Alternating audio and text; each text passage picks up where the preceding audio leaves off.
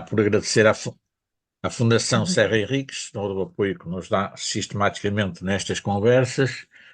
Também avisar, como é o costume, que a sessão está a ser gravada e, portanto, se alguém não concordar com esse facto, resta-lhe sair da reunião.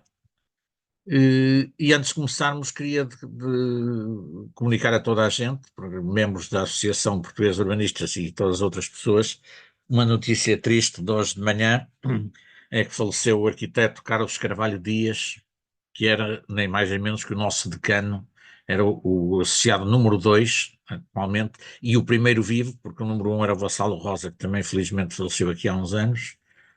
O arquiteto Carvalho Dias tinha 96 anos, quase 95, a caminho dos 96, e era o último da primeira geração que esteve na origem da velha Sociedade Portuguesa de Urbanistas, dos fundadores, entre os quais estava o professor Costa Lobo, obviamente, o Duarte Castelo Branco, o Norberto Correia, pá, e mais alguns, a par de outros fundadores mais da minha geração, ainda restam alguns. Eu não sou fundador da Sociedade Portuguesa de Urbanistas, aderi depois.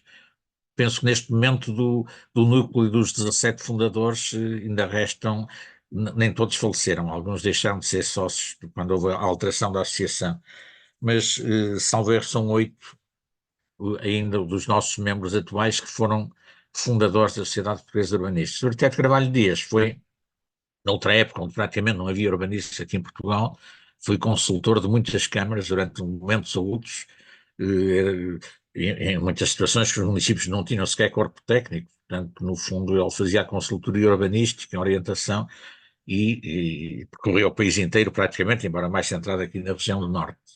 E pronto, é um marco, digamos, triste, mas na nossa história, mas inelutável. Depois, ainda hoje faremos chegar um comunicado a todos os associados.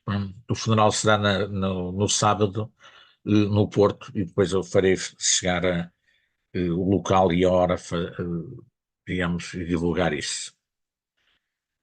Pronto, dada esta notícia, penso que começaríamos com a nossa sessão.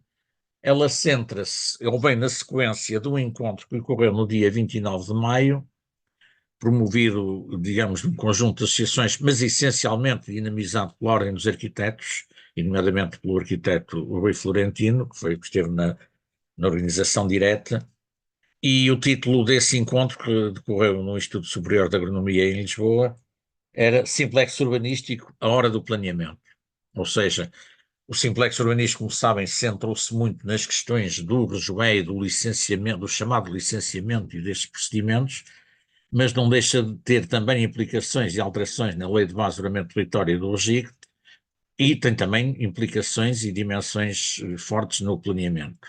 E como as discussões que houve até agora, ou até estavam um pouco mais centradas na questão do rejoé e da parte do controle das operações, entendo agora nos arquitetos que também era o momento de centrarmos a discussão do Simplex na questão do planeamento. Foi um encontro, durante a tarde, foram duas mesas redondas. A primeira teve a participação da Direção-Geral do Território, da Associação Portuguesa de Arquitetos Paisagistas, da Associação Portuguesa de Geógrafos e da APU, da Associação Portuguesa de Urbanistas. Depois do intervalo, houve uma segunda mesa redonda, onde os participantes foram a Ordem dos Arquitetos, a Ordem dos Biólogos, a Ordem dos Engenheiros, a ADURBEN, que é a Associação para o Desenvolvimento do Direito de Urbanismo e Construção, e a ATAM, que é a Associação dos Trabalhadores da Administração Local. E, portanto, o que se pretendeu neste encontro foi trocar algumas ideias no que respeita, digamos, ao contexto em que está o planeamento, digamos, nesta onda das alterações da legislação, nomeadamente a Lei de Base, do RGIC e do RGE e outra legislação conexa. E, portanto, hoje o que se pretendia não é propriamente fazer uma descrição dos trabalhos, nem sequer uma ata. Eu fui tomando algumas notas e tentei, interpretando, obviamente, com a minha visão pessoal, mas tentando um pouco, tentando traduzir o que foi um pouco o sentimento geral do encontro, pegar nas questões que nos parecem mais prementes, não propriamente estarem resolvidas, porque não são de resolução fácil, mas começarmos a identificar as questões que se levantam e, digamos, as perspectivas que se põem em relação à sua resolução e evolução. Eu vou compartilhar umas notas, meras notas que coligi quanto a esse encontro e do que aí surgiu. Penso que já estão a ver. Sim, estamos. E, portanto, a questão, o contexto geral em que a gente aborda isto não é novo, obviamente, tem sido muito ventilado nestas reuniões e discussões.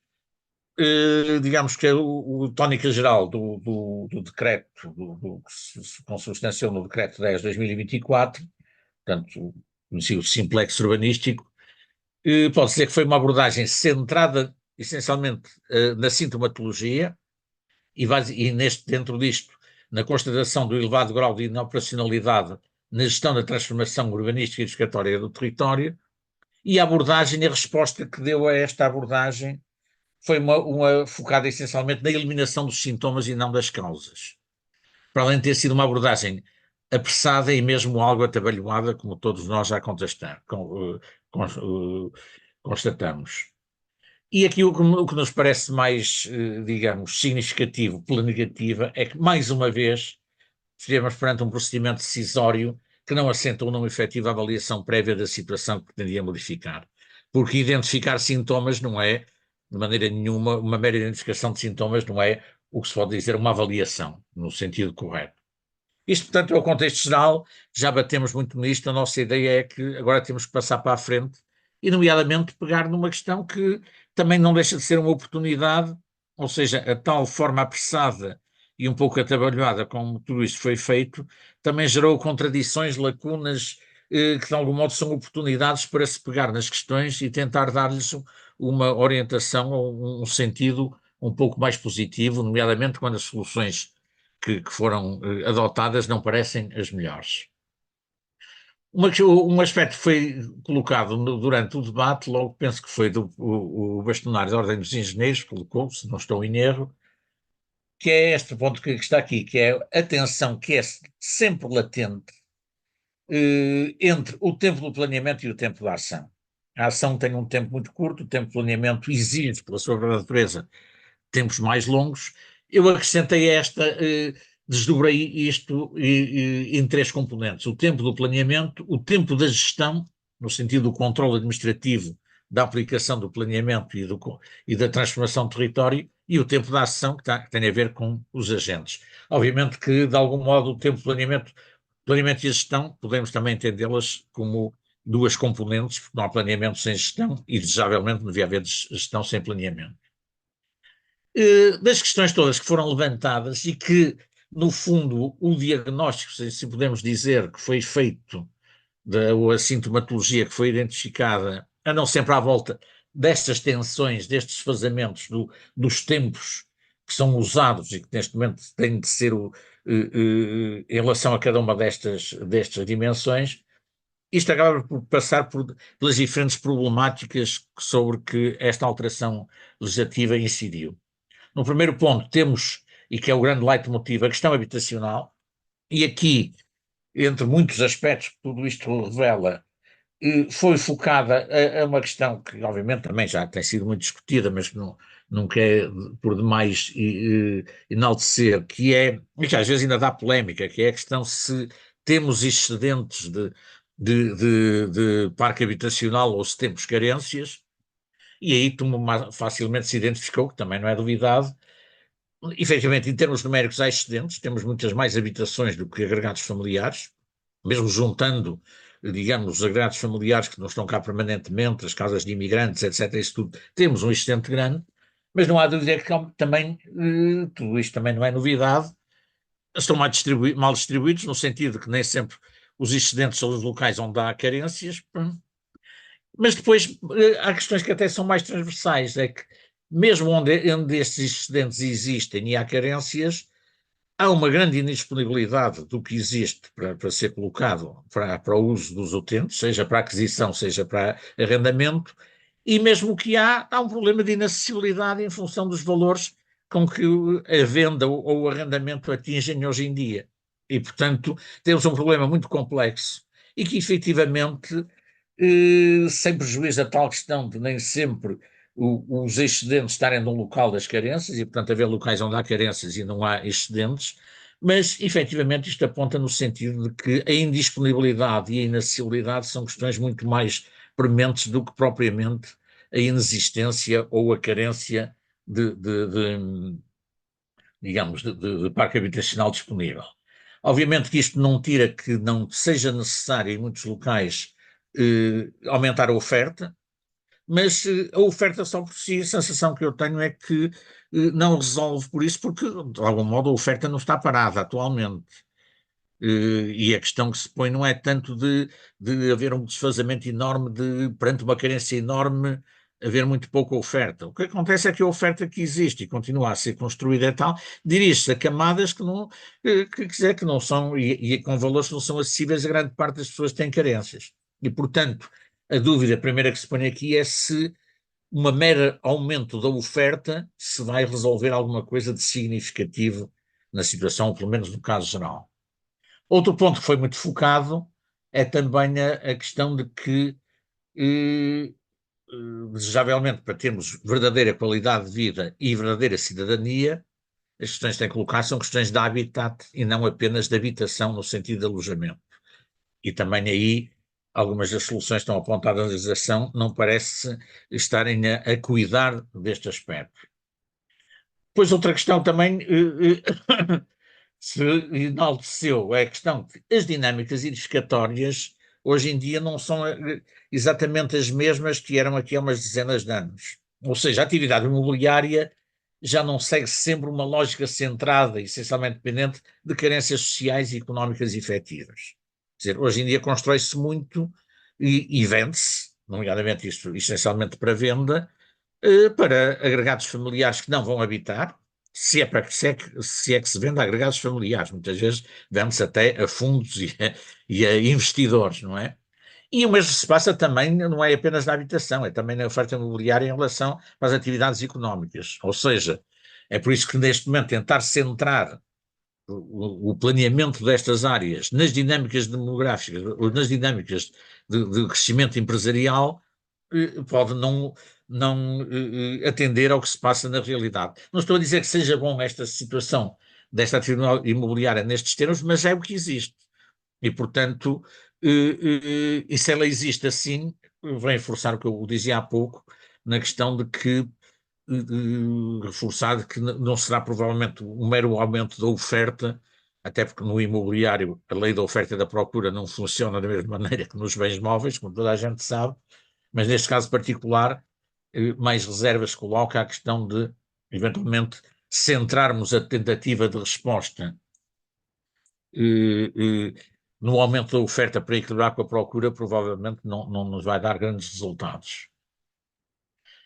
Outro ponto que se pôs é a questão da resposta à escassez de solo urbano quando ela é efetiva, e que efetivamente põe-se aqui praticamente uma certa dicotomia. Ou se vai pela destruição da coerência do conceito de solo urbano, ao permitir agora que esta oferta, esta escassez é combatida por uma oferta indiscriminada, ou pelo menos bastante descontrolada, ou pouco integrada, digamos, de solo urbano, nomeadamente pela reclassificação de solo atualmente rústico, ou, em alternativa, o que se poderia colocar era a questão da agilização dos procedimentos de reclassificação do solo. Portanto, eu estou naquele contexto onde, efetivamente, é necessário, digamos, disponibilizar novo solo urbano. E, efetivamente, é aqui um dos pontos que penso que poderemos discutir hoje. Na parte que é a parte leão, digamos, pelo menos, do que foi apontado como os fundamentos desta alteração legislativa, que é os emperramentos do controle prévio urbanístico, a resposta, como sabemos, tendeu a ser a eliminação de procedimentos, quando, por outro lado, se calhar o que a gente precisa é de densificação, sistematização e operacionalização de critérios de apoio à decisão, para diminuir o tempo de apreciação, de decisão e de consensualização de soluções com os promotores. E aqui há vários aspectos que também devemos ter em conta. O primeiro, que, na minha opinião, é talvez o mais importante, é que chegamos. Esta é uma das grandes consequências do facto do PDM e os planos de urbanização de mero zonamento não são adequados para executar a gestão urbanística dada a ausência do grau de especificação necessário que tem para regular o ordenamento do território do meio urbano, nomeadamente na vertente da conformação físico-funcional. Estes planos, do ponto de vista da matriz de funções e de atividades, do modo geral, penso que determinam o suficiente. Aliás, penso que muitas vezes se exagera quando se passa para a área do plano pormenor, com uma fixação demasiado rígida de atividades e usos, etc. Mas no que respeita à conformação físico-formal, isso é que dá forma à cidade e ao meio urbano. Efetivamente, estes planos não têm nem podem ter, digamos, no seu conteúdo essencial, digamos, a normativa de regulação, digamos, desse ordenamento e dessa transformação. E, portanto, aqui o desafio que se põe é, então, que instrumentos é que vamos utilizar para suprir esta lacuna? Outra questão que também a legislação não trata, ou trata de uma maneira que me parece esta alteração legislativa um pouco deficiente, é que não tem em conta a irredutibilidade da dimensão da apreciação casuística, nomeadamente no que respeita à exceção no meio envolvente. Porque esta tem componentes de singularidade que não podem ser traduzidas em normas regulamentares. Aliás, é uma contradição do Joé, como ele ficou, no artigo 20, que no número 1 aponta para esta questão de que o que é preciso é densificar e idealmente pôr umas normas nos planos que permitam futuramente quase uma gestão automática, a gestão urbanística automática, mete-se o projeto e o computador dá a resposta se sim ou não, porque vê-se o cumprimento de regras, e no número 2 mantiveram inalterada a redação que tinha, que diz a inserção urbanística e paisagística, a inserção urbanística faz-se tendo em conta o edificado envolvente, a situação das infraestruturas, ou seja, uma coisa que só pode ser feita caso a caso. É incomportável, quer dizer, é inconcebível e incomportável que um plano fosse definir as regras que devem ser seguidas, definido do ponto de vista especialmente de regras escritas, não é? As regras que fossem seguidas terreno a terreno quando lá se vai edificar alguma coisa, não é? E, portanto, aquela, digamos, eu diria que é quase aspiração e desejo, mas que está formulado, que um dia que os planos sejam todos formulados de acordo com a tecnologia BIM e que haja todos os instrumentos informáticos necessários, que o licenciamento passa a ser automático. Quer dizer, isto não tem o mínimo sentido, não é?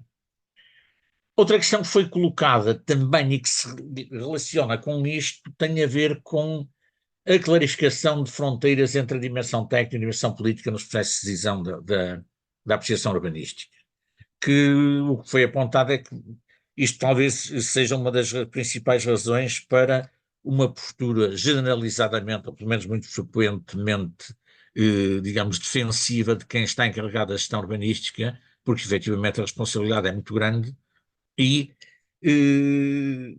naquelas áreas onde ainda há discricionariedade de decisão, a tendência tende é muitas vezes a de tentar ir para a norma objetiva, ir para uma questão que na realidade não faz uma verdadeira gestão urbanística, é dizer, se o PDM ou o PU, não, se isto não desrespeita nenhuma norma do PDM e do PU, tem que avançar, e eu já ouvi isto a políticos dizer, eu não posso, se aquilo respeita todas as normas do PDM, eu não posso aprovar ou não posso contestar, o que não é bem o caso, e por parte dos técnicos, obviamente que quando se entra nessa margem de discricionariedade, é uma responsabilidade enorme eles apontarem qual é a solução que preconizam. Eu penso que aqui havia um trabalho grande de tentar discernir, digamos, quais são as dimensões da decisão que assentam em normas mais objetivas, e nomeadamente de caráter mais técnico, e onde, obviamente, aí não há margem para decisão, na realidade. Se o plano diz que limitada área, o número máximo de pisos é 4 e o projeto apresenta 5, não há aqui margem de decisão política nem de discricionalidade política. Quer dizer, ou se decide de acordo com essa situação e isso tem que reprovar, ou então assume-se, digamos, o desrespeito do PDM, não é? Agora, quando se trata de questões de uma boa integração na envolvente, obviamente que isto tem, digamos aqui, uma subjetividade de apreciação, que obviamente o técnico, quando emite a sua opinião, é a sua opinião pessoal.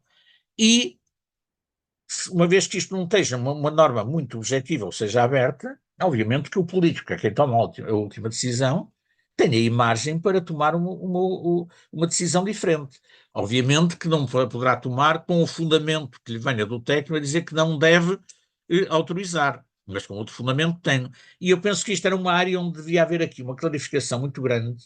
Isto se calhar exigia até, era um bom trabalho de entidades que fizessem formação nisto, no sentido de se clarificar bem as situações, porque eu penso que num caso como este ficava um técnico completamente defendido se dissesse em relação a isto, a integração da envolvente, dado estes aspectos e estes, eu entendo que, digamos, o projeto ou a proposta não é de aceitar por esta e por esta razão, desde que fique muito claro que, no entanto, há aqui uma margem, isto não é uma norma taxativa que se infringe se não for respeitada, e como tal, com fundamentação alternativa, põe-se à consideração de quem decide de seguir esta opinião ou não. Penso que há aqui também uma margem de progresso que deveria ser explorado. Finalmente, um último ponto, só de constatação, é o completo desprezo pela dimensão da participação pública que estas alterações legislativas apontam, nomeadamente quando, naquele caso, salvo erro, é do 72A, se aponta daquelas reclassificações do solo urbano feitos de modo avulso, sem sequer se exigir a adaptação, que seja, ou a atualização do PDM para integrar esse solo urbano. Isso será um prazo de 10 dias, onde em simultâneo decorre a consulta às entidades e a consulta pública. Quer dizer, isto, efetivamente, penso que numa época onde há anos se fala constantemente, e até o discurso oficial muitas vezes o aponta, no sentido de que tem-se de forçar depois o mecanismo de participação e é tudo fundamental, pôr uma norma deste género, acho que é o completo desprezo pela dimensão da participação pública. Não é? Não. E pronto, isto são, digamos, não é bem as conclusões do encontro, são algumas notas que eu tirei. O que eu propunha agora para nosso encontro de hoje, coloquei aqui meramente como tópicos de referência. Penso que a discussão podia ser um bocadinho livre, não estou a propor que vamos seguir esta ordem, mas o que eu punha aqui era respostas à questão habitacional, disponibilização do novo solo urbano, disponibilização do edificado voluto, disponibilização dos vazios urbanos, depois na venda e o arrendamento, oferta pública, oferta cooperativa, oferta privada, quer dizer, temos aqui uma série de campos onde, se calhar, e nomeadamente neste caso da habitação, as respostas, quanto a mim, têm que ser múltiplas, multifacetadas, e portanto temos aqui vários tópicos que podem ser usados para discutirmos. Temos a tal questão do habitat versus habitação, mero alojamento, como garantir que, com estas dinâmicas, se obtém habitats verdadeiros e não mero alojamento. E depois uma questão que foi lá levantada, muito pertinente, que é, essencialmente dirigida às áreas metropolitanas, que é a necessidade da abordagem ser feita numa escala supramunicipal, não ter muito sentido haver abordagens à questão habitacional feita município a município dentro de uma área metropolitana, onde muitas vezes as pessoas residem num município, trabalham no outro, etc. E, portanto, o que é uma questão muito complicada, como é que isto se pode desenvolver. Na questão das respostas à eventual escassez de solo urbano, a questão que eu acho que se tem que colocar da maneira que parece mais correta é encarar a reclassificação de solo rústico como solo urbano, definir quais são os requisitos e os dispositivos, eventualmente mais operacionais, mais expeditos, mas isto deve ser sempre feito num contexto de, digamos, integrado numa estratégia, num contexto de articulação com o plano diretor municipal, que é o plano, obviamente, que faz a classificação e a qualificação do solo. E depois a outra questão que é o solo já urbano expectante e que efetivamente, que é em grandes extensões, e que, nomeadamente, quer dizer, não faz muito sentido assentarmos respostas unicamente em reclassificar mais solo rústico e urbano, sem se dizer nada do que é que se pode fazer no que respeita a esta disponibilização deste solo.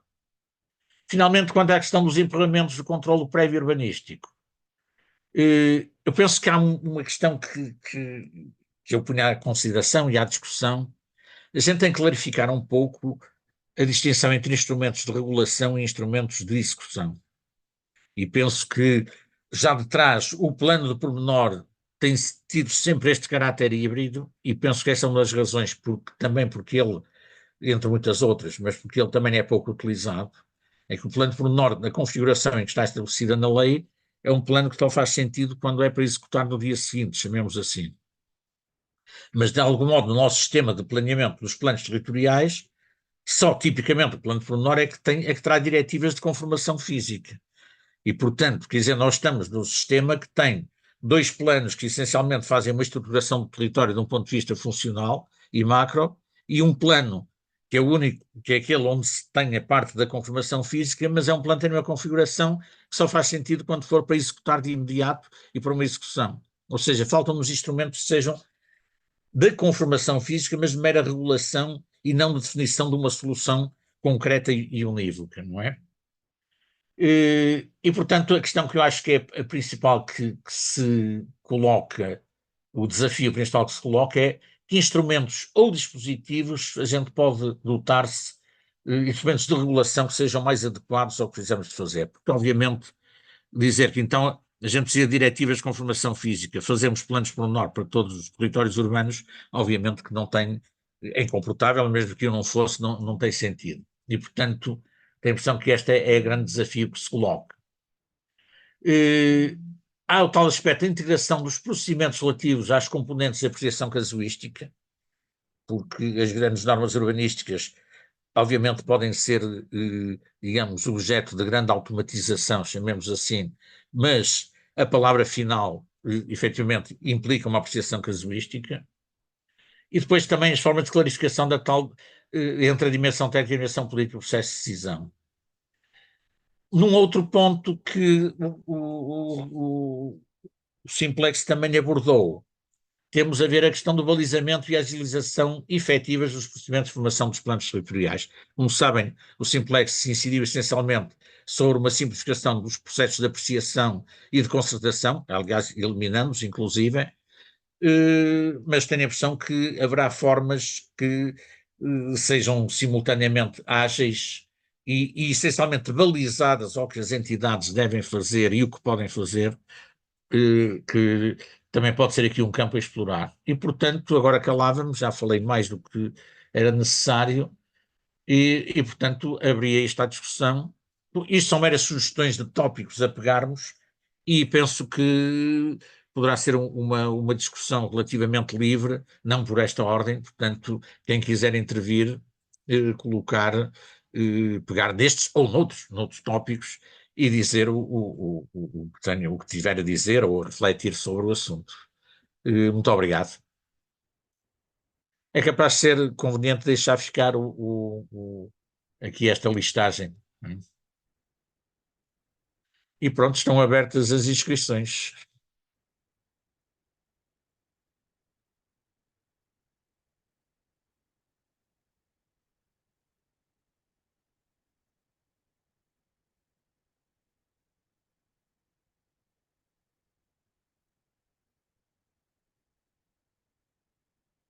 Ora bem, ninguém levanta a mão. Pá. Parece que não. Posso? Força, força.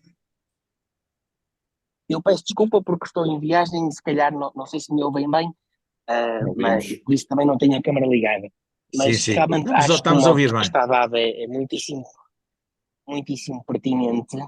E se há coisa que efetivamente se nota na vida prática que faz falta, é esta melhor interlocução entre o planeamento e a gestão. O professor Manuel Miranda deu muitíssimo bem o exemplo dos planos de pormenor. Mas aquilo que eu tenho sentido hoje em dia, com a quantidade de unidades de execução que estão em curso, é que precisamente até nas unidades de execução, que são ainda uma figura ainda mais híbrida, ainda mais próxima da gestão urbanística, sobretudo depois daquilo que o Simplex veio trazer ao planeamento, que permite que da mesma saia praticamente, se ela tiver esse detalhe, vamos chamar um antigo alvará de loteamento, com o parcelamento total, com a definição de novos lotes, pronto a construir em comunicação prévia na gestão urbanística subsequente, o que se nota muitas vezes nos municípios e nos promotores, seja onde for, é que há pouca prática, pouca experiência e ainda há muitas dúvidas sobre como é que estas coisas funcionam.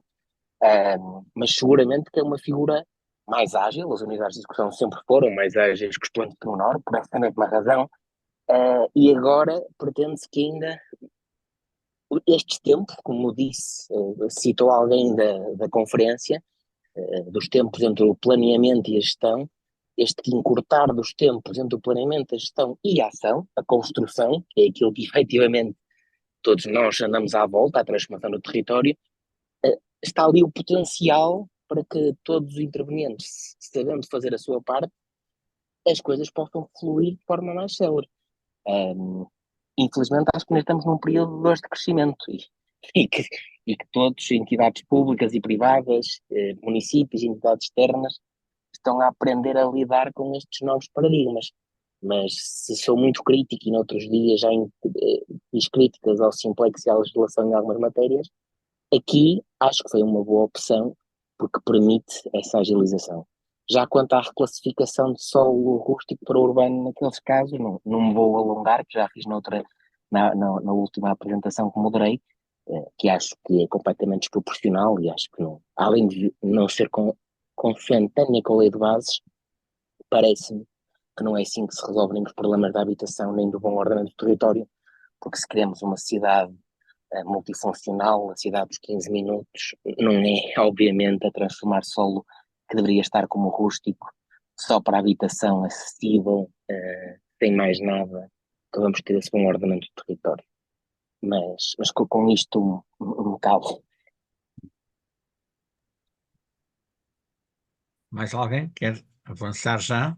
Sim, eu posso dar também só fazer dois comentários rápidos também, e olhando aqui para os tópicos que o Manela apresentou, algumas dúvidas sobre esta questão da abordagem à escala supramunicipal metropolitana em matéria habitacional. Muito, não sei, não tendo refletido muito sobre o assunto, mas assim um bocado a sentimento, diria que não sei se os municípios estão muito preparados para esta solidariedade intermunicipal que é necessária, no fundo, para prescindir de, imaginemos, alguns projetos habitacionais de maior escala, enfim, dizendo, ou fazendo aqui um cenário, o Porto estaria na disponibilidade de dizer, epá, nós neste momento, grandes projetos habitacionais, achamos que eles deviam ser relocalizados em Matosinhos ou na Maia, ou enfim, onde estejam dotados de transporte público, de boas amenidades urbanas, do tal habitat. Eu não sei se as instituições já estarão preparadas para este nível de desenvolvimento, não sei mesmo, e é uma questão também que deixo para refletirmos. E depois, sobre isto que o Frederico estava a dizer agora nesta nota final, que eu acho também esta disponibilização de solo, de reconversão de solo rústico em solo urbano para resolver a questão habitacional, de facto, parece-me uma má solução, porque eu acho que, em primeira mão, os municípios devem fazer um exercício de avaliação da capacidade edificatória que ainda têm, porque eu acho que, se fizerem esse exercício, e eu já participei em alguns, com alguns municípios, se calhar rapidamente constatarão que aquilo que existe no solo urbano é ainda suficiente para suprir as carências de habitação, estando grande parte deste solo urbano já dotado das infraestruturas necessárias e, portanto, enfim, tenho também bastantes dúvidas que esse seja o caminho. Era só estes dois comentários, pelo menos para já.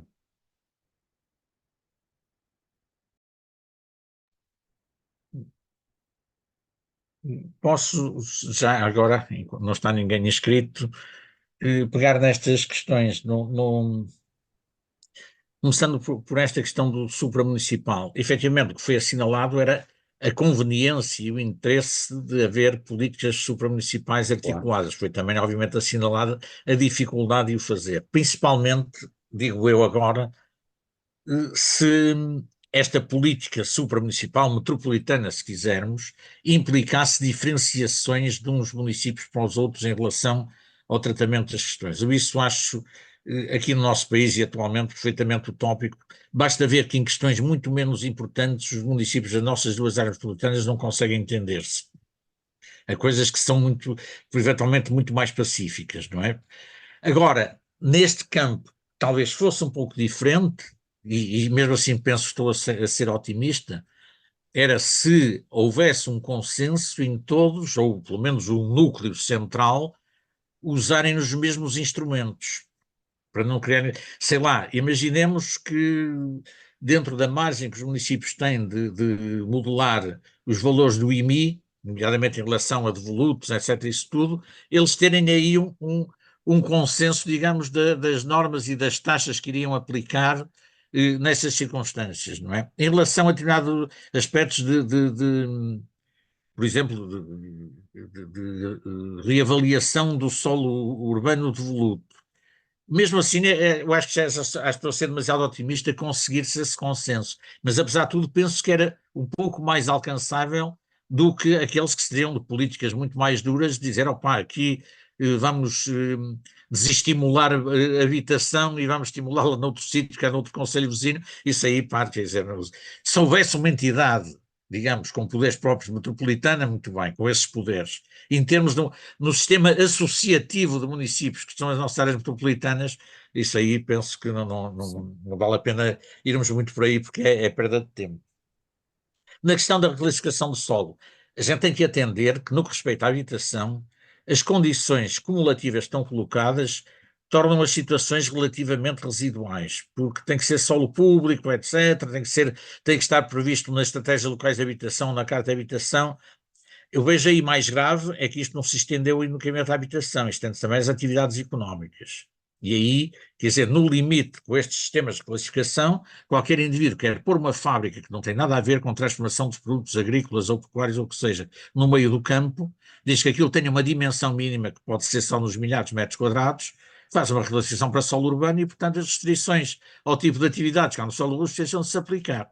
Isto é, à luz da lei, agora é perfeitamente possível, principalmente não havendo condicionantes externas de RANs e de RENs. E, portanto, nós podemos assistir dentro de pouco tempo à disseminação indiscriminada de atividades económicas, para que não tem nada a ver com o solo rústico, portanto, digamos, pelo meio do campo, porque faz uma classificação pontual para solo urbano e instala-se lá a empresa. Não é? Quer dizer, basta a disponibilidade dos municípios, que estão cada vez mais abertos ao chamado empreendedorismo, e, portanto, nada de bom pode daqui vir, não é? A questão que pôs o Frederico, eu penso que é mais estrutural. Prende-se um pouco aquela questão que eu levantava da distinção dos instrumentos de regulação e dos instrumentos de execução. É que, não discordando, obviamente, concordo e acho muito bem a questão que a dinâmica, ou melhor, o esforço que se pôs agora para o papel das unidades de execução, mas, como o próprio nome indica, as unidades de execução são também um instrumento de executar. Ou seja, pressupõe, como é o loteamento, ou como é o plano pormenor da configuração que tem tradicionalmente entre nós. Ou seja, são os instrumentos que fazem o desenho concreto e que fazem acontecer-se, que fazem o desenho concreto, são instrumentos de execução de uma intervenção. E a unidade de execução também não vai, porque o mais que ela pode ter é um certo faseamento, mas é uma coisa para se fazer a começar amanhã e não se prolongar. Não é um regulamento que fica ali uma regra, um conjunto de regras que ficam para aplicar quando for preciso. É para uma execução. Ora bem, a questão que se põe, que eu acho que é premente, é que grande parte do território urbano, a sua gestão, digamos, não justifica a criação de unidades de execução. São intervenções pontuais que, obviamente, não exigem, na maior parte dos casos, articulação com os prédios vizinhos ou uma concatenação de esforços, e, efetivamente, aí, se a gente se cingir à gestão com o PDM, que é mais típica no nosso país, os PUs são residuais, efetivamente a gente está a gerir sem quaisquer regulação do ponto de vista da conformação física. E o mais que a gente tem é aquelas normas que todos os planos têm, obviamente, nas áreas estabilizadas, o grande critério da integração na envolvente, mas que esse só é um critério minimamente operativo, quer dizer, que não deixa dúvidas para casos pontuais, quando a envolvente é extremamente homogénea, a manter, etc., onde falta uma expressão que já há muitos anos o Ricardo Magalhães usava, é quando só falta um dente à dentadura, aí é simples a gente colocá-lo e sabe qual é a conformação que o dente deve ter. Mas a maior parte do nosso território urbano não é assim. Mesmo o consolidado, muitas vezes, digamos, não tem um padrão muito específico e muito homogéneo que seja a cumprir. Às vezes o padrão dominante, então o padrão antigo, não é aquele que se deseja. E, portanto, efetivamente, parando de ter que ter uma apreciação casuística estrita de todos os aspectos digamos, da gestão urbanística, que penso que é isso que faz o tal empoderamento, eu tinha que ter normas de regulação, não é normas de execução, é de regulação. O velho, as pessoas que andam cá há mais tempo ainda se lembram disso, do que se falava dos planos de alinhamentos e cerces. Quer dizer, que no fundo eram isso, ou seja, em determinadas circunstâncias, se eu definir o alinhamento e definir o número de pisos ou uma altura máxima, do ponto de vista do que urbanisticamente eu devo controlar, isto pode ser suficiente. E, portanto, o ideal, efetivamente, era eu ter, para a generalidade do território, nomeadamente o território que já é bastante estabilizado, porque o que é para fazer de novo, que cada vez também é cada vez menos, mas o que é para urbanizar de novo, aí obviamente estamos a fazer de novo os parâmetros quantitativos, etc., tudo isso funciona bem. Quando eu estou já, que é cada vez mais que a gente tem, uma cidade já minimamente estabilizada, pelo menos do ponto de vista de estruturação urbanística, também em parte construída e construída em parte estabilizada ou não. Eu tenho que ter, se quiser ter uma gestão ágil, eu tenho que ter em antecipação, quando me aparecem nos processos, um conjunto de normas que não podem ser meramente princípios, que é o que os PDMs têm, não podem ir mais longe. É a integração na envolvente, dizer, não sei o quê, articular as certas, mas são tudo diretivas muito, não podem ir muito mais longe do que filosofia, não é? Filosofia prática, mas é filosofia. E, portanto, é o que me parece aí é que a gente, o que a gente tem de falha é que instrumentos é que a gente se pode dotar para servir esta regulação sem estar numa situação que vamos ter uma execução imediata ou que vamos ter ali um conjunto de 2 ou 3 proprietários ou prédios que se vão juntar para fazer uma execução. E não estou também no âmbito do loteamento. Parem, tipicamente o que diz o Joé, já vinha dizia de trás, é que quando é que havia comunicação prévia e dispensa de apreciação? Quando tínhamos loteamentos ou planos pormenor. Agora também quando temos unidades de execução que têm aquelas características. Ou seja, quando o desenho urbano está minimamente conformado. Mas ele está conformado porque é para executar imediatamente. Agora, em coisas que vão acontecendo, eu preciso ter desenho urbano para gerir rapidamente as pretensões. Também não preciso de um desenho urbano completo como quando é para executar. Mas onde é que eu encaixo este, este dispositivo, digamos, dos instrumentos que a gente tem em vigor? Como é que eu posso encaixar isto? Eu não posso também fazer o PDM esperar que faça estas diretivas de desenho ou de regulação de todo o território e só depois é que fez o PDM. Também, obviamente, não pode ser. Portanto, é a questão que eu ponho para que obviamente não tenho a resposta. Então, mais alguém?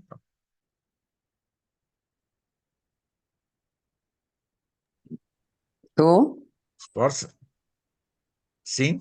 Ana Cláudia Guedes, olá, boa tarde. Olá, viva, tudo bem? Olá, tudo bem?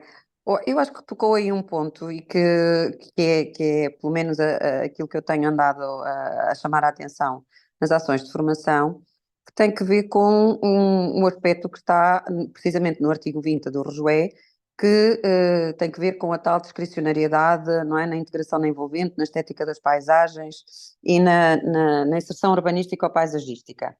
E tocou em um ponto que, apesar de que é a estética da paisagem, não sei se tem a mesma percepção que eu, pode não ser o bonito, pode ser o feio, não é? Ou pode ser a diversidade, não é? Na desunião. E eu acho que aquilo que se pede é que efetivamente se defina o critério. E o próprio RJE diz onde é que o critério pode ser definido. E o critério pode ser precisamente aquilo que o Manel acabou de dizer. O critério para uma determinada zona pode ser o alinhamento. O critério para uma determinada zona pode ser a cor. O critério para uma determinada zona podem ser os materiais. O critério para uma zona cheia de edifícios com marquises, não é, fechadas, que são horrorosas, pode ser o mudar aquelas marquises para materiais, não é, que sejam até que resultem de uma regeneração urbana ou de edifícios, não no sentido do 95-2015, mas de políticas até que eu acho que nós estamos a deixar cair. Falamos muito agora da gestão urbanística versus crescer planeamento, mas esquecemos-nos que nós ainda não acabamos a missão da reabilitação urbana no sentido de regeneração e que há territórios onde unidades de execução e onde o reclassificar solo o rústico para o urbano, isto não colhe nem nunca vai acontecer, porque há territórios que os instrumentos de gestão vão passar necessariamente pela continuação da delimitação de ARUs com ORUs, mas em zonas de intervenção muito contadas, nomeadamente nos territórios mais de interior. E também, acho eu, apelava aqui para uma necessidade que é a de meter juízo na cabeça dos planeadores e dos políticos, nomeadamente de quem faz plano, e nomeadamente das entidades que acompanham os planos, nas CCDRs, que ainda ontem estava a fazer análise de um parecer de uma CCDR, não interessa qual, que se amarram, ainda por cima descontextualizadamente, à norma do PNPOT, para dizerem que eu não posso ter um equipamento num solo rústico, quer dizer, eu que sou de territórios do interior, transmontanos, quer dizer que tenho que voltar à telescola. Não posso ter não posso ter uma escola num terreno, no interior, num solo rústico.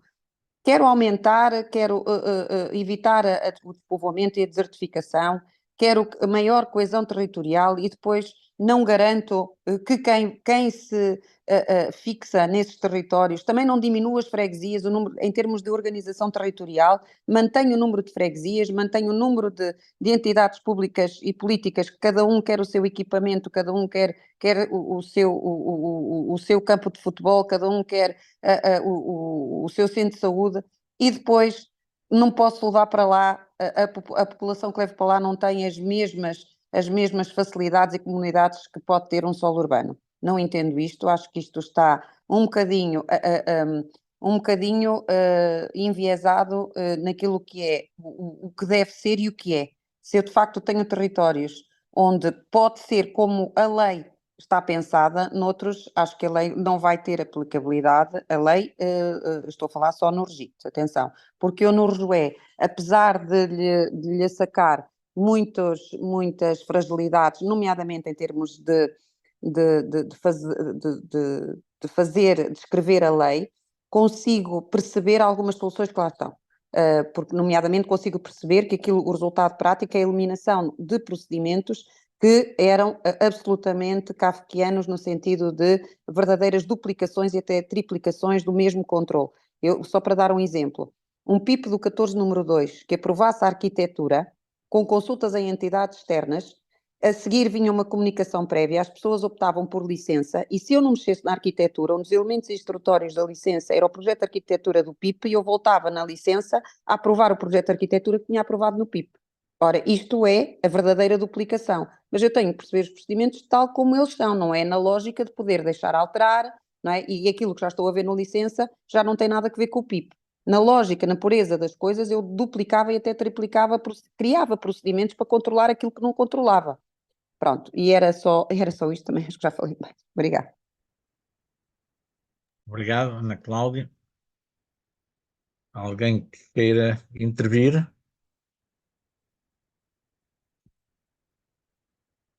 Ana Cláudia colocou aqui, entre outras, mas tomei aqui nota de três questões que parecem muito pertinentes, não é? A primeira assinalou aquilo que é uma das dificuldades que eu acho que também temos nos tais dispositivos, digamos, de normas de regulação para a gestão corrente, que é a variedade, na sua natureza e na sua profundidade, das normas, chamemos assim, que são necessárias para cada caso. Ela exemplificou, num caso pode ser a cor dos materiais, noutro caso pode ser o alinhamento, e portanto isto cria uma dificuldade que torna talvez pouco operativo tentarmos responder a isto através da criação de um novo tipo de plano, um novo instrumento, porque eles têm que ter uma definição mínima de conteúdo, e eu não sei como é que se conseguia definir o conteúdo de um instrumento desse com uma variedade tão grande, que não é só uma questão da variedade da natureza das coisas, é que nos casos podem ser normas muito simples, noutros podem ser uma coisa bastante mais complexa, e portanto este é um dos aspectos que também temos que ter em conta. Outra questão que ela levantou, nomeadamente da existência ou das dificuldades de pôr alguns tipos de ocupações em solo rústico em determinados contextos, tem a ver com uma coisa que me parece que também é um problema que nós temos, que se calhar é mais de prática do que de quadro jurídico e institucional, que é a gente tem, nomeadamente as instituições que de algum modo têm funções de controle, têm um medo enorme da abertura do precedente. E, portanto, para não haver precedentes, vai-se definir tudo pela norma mais rígida.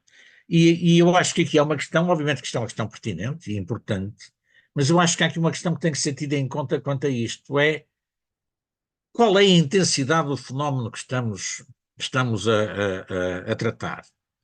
Se trata, por exemplo, das juntas de freguesia ou entidades públicas fazerem um campo de futebol, quer dizer, os casos são tão poucos, pá, que se calhar não tem muito sentido, se calhar nem sequer é económico termos regulações quanto a isso. Quer dizer, são tão poucas as situações que o indivíduo podem fazer quase onde quiserem. E também podem ter um impacto muito reduzido, seja na paisagem ou o que seja. Obviamente, se estamos a tratar numa zona de alguma pressão, digamos, populacional, demográfica, da construção de habitação em solo rústico, aí, obviamente, podemos ter que ter, porque a intensidade do fenómeno é muito maior e, portanto, aí sim, obviamente, os precedentes são um perigo porque depois não se consegue controlar. Agora, isto tinha que ser tido em conta permanentemente. E eu, quando digo em relação aos fenómenos, digo também aos contextos. Uma questão é isto acontecer num sítio onde acontecem 3 ou 4 por ano, ou numa área do litoral, ainda por cima pode haver uma pressão turística de segunda residência, ou o que seja. E eu acho que o nosso quadro, digamos, institucional do planeamento e, mais ainda do que isso, a nossa prática da nossa administração assenta muito na questão de não dar precedentes, não abrir os precedentes com os perigos que isso pode ter, sem ter em conta estas diferenciações. Claro, como é que se responde a isto? Obviamente, se eu soubesse, já tinha publicado um livro sobre o assunto, não é? Mas penso que é uma questão que devemos ter em conta no que respeita, digamos, à rigidez e até ou estabelecer regulações ou não estabelecer. Quem anda muito nisto dos planos diretores municipais ouve muito no que respeita a quando se trata das restrições da construção em solo rústico e nomeadamente de habitação, vem muito o argumento porque é o filho da terra que se quiser ficar cá não tem onde construir e vai para outro sítio, etc, isso tudo, ou eu quero regressar. Eu aí, em alguns sítios destes de menos dinâmica, eu diria, pá, se a gente conseguisse ter um critério objetivo para cingir, efetivamente, a autorização aos filhos da terra e aos que querem regressar, eu diria, pá, eles até eventualmente, até na reserva ecológica poderiam construir, porque são tão poucos casos que não altera, o impacto que tem não altera a estrutura do território e a sua qualidade. O problema está aí é como é que se controlam de forma objetiva, para já, a pertinência ou não deste critério, não é? Mas, por outro lado, como é que se controla? Porque, efetivamente, há coisas que se cingissem às questões que são levantadas, quase não vale a pena haver normas de regulação, pá. São de discussão livre. Aliás, eu tenho a impressão que a perspectiva em que se colocou o legislador agora no Simplex foi com uma resposta, quanto a mim, distorcida, enviesada, mas é um pouco isto. É aquela velha anedota, toda a gente conhecerá, do indivíduo que encontrou a mulher a pintar-se ao espelho. E perguntou, então porquê é que estás a pintar? Ela disse, é para ficar bonita. E ele disse, então porquê é que não ficas? E eu muitas vezes ponho isto no ordenamento de território e assim, para que é que se faz o ordenamento de território? É para o território ficar bonito. Eu disse, então porquê é que não fica? E eu acho que o legislador pensa um bocado nisto, quer dizer, tanto controle urbanístico e afinal o Claro, resultado claro, não melhora, então acaba-se claro, com controle. Não quer dizer que eu concordo com esta solução, claro. mas percebo a lógica. Agora, mais uma vez estamos perante um problema real com uma resposta errada, que é uma coisa que é muito frequente, mas o que eu gostaria, e penso que todos nós, era conseguirmos respostas que fossem as corretas, mas não negar o problema. Efetivamente, e a Ana Cláudia pôs agora a questão até do duplo controle, que é uma coisa que já foi apreciada no PIB, volta a ser apreciada na arquitetura, quer dizer, há aí uma série de coisas que efetivamente têm que acabar, não é? Mas, último ponto, eu estou a falar muito, mas que também acho que liga-se com estas questões. Um dos grandes problemas que eu acho que a gente tem tido no nosso desordenamento do território e na pouca eficácia e acolhimento do planeamento é que a maior parte das coisas que as pessoas fazem dá-lhes uma vantagem e elas não dão nenhuma contrapartida. E agora já nem falo no que as pessoas fazem individualmente. Falo, por exemplo, do município. Tem sempre a tendência que é ter sempre áreas urbanas mais amplas e as normas de edificabilidade mais flexíveis, porque isso é que, obviamente, agrada aos eleitores que os colocaram lá. Uma das razões que eu acho que também há muita pressão nisto é o facto de que, pelo menos até há pouco tempo era assim, se isto se puser, o município não paga nada e fica muito bem com os seus eleitores. Bastava que houvesse um mecanismo eficaz, dizes assim, pronto, muito bem eu alargo os perímetros urbanos, mas os eleitores que ficarem dentro do perímetro passam a pagar um IMI urbano, provavelmente eram os próprios eleitores que vinham a dizer que não queriam ficar em perímetro urbano. Do mesmo modo, o município alarga os perímetros e não fica com nenhuma incumbência efetiva de ter que infraestruturar e pode deixar construir sem infraestruturar, obviamente que ali só tem vantagens. Agora, e portanto, eu acho que esta é também outra via que tem que ser explorada. Isto não é novo, não é novidade nenhuma, em muitos países é isto que acontece, mas tem que ser explorado. Ou seja, sempre que uma determinada solução dá uma determinada vantagem, deve haver a contrapartida, digamos, dessa vantagem, para que efetivamente só aproveitem a vantagem as pessoas que efetivamente têm necessidade e não o façam unicamente por questões de só acumularem, digamos, de entesouramento. Mas calma. Mais intervenções. Tá, Manel, posso Força, intervir? força. Pronto, eu estou em viagem, Sim, portanto, um bocadinho condicionado.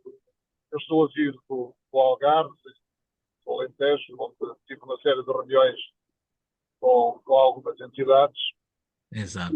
E ouvindo a Cláudia, veio-me aqui à memória e à lembrança, digamos, uma questão que me parece importante e que a Cláudia referiu, que é a diversidade. E que cada plano é um plano. Cada território tem o seu plano e esse plano não é igual ao território do lado. Eu acho que esta questão é fundamental. A possibilidade que nós temos, em cada plano diretor municipal, de responder às questões e aos problemas que esse território tem. Isto leva-nos a abandonar um bocadinho algumas... Eu acho que nós estamos aqui a cometer alguns erros por excesso de zelo. Eu vou dar duas situações. Uma delas é a redistribuição das mais-valias e a sua parametrização. Há aquilo que eu tenho reparado com os vários planos diretores municipais que vão sendo publicados ou que vão sendo disponibilizados para a discussão pública, é que há uma